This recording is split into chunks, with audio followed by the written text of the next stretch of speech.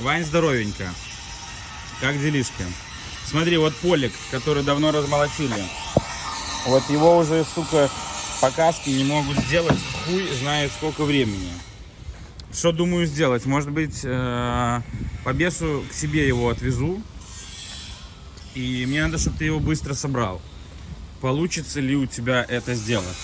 В принципе, тут нихуя тяжелого, блядь. Ты после того, как я увидел Джили собрал, для тебя этот полик будет, мне кажется, нахуй детский сад. Смотри, ну, морда в зазорах стоит. Крыло чуть заломано. Видишь, ну это, блядь, короче, детский сад.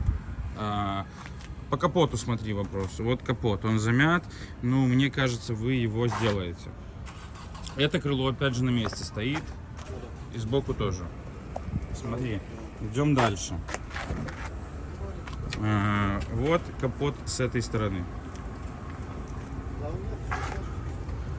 Вот в этом месте залом. Ну, не сильный. Смотри дальше. Вот эта хуйня целая вроде бы. Ну, чуть подогнута. Смотри дальше. Вот что-то тут типа лонжик или хуёнжик, что-то типа, бля, трещина. Что еще, что еще? Ну, типа, блядь, короче, по факту нихуя сложного такого. Я думаю, тебе там, блядь, на 3 дня работы.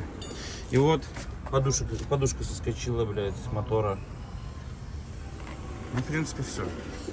Смотри, аэрбаги, блядь, тут выстрелили, да? Аэрбаги я не буду делать.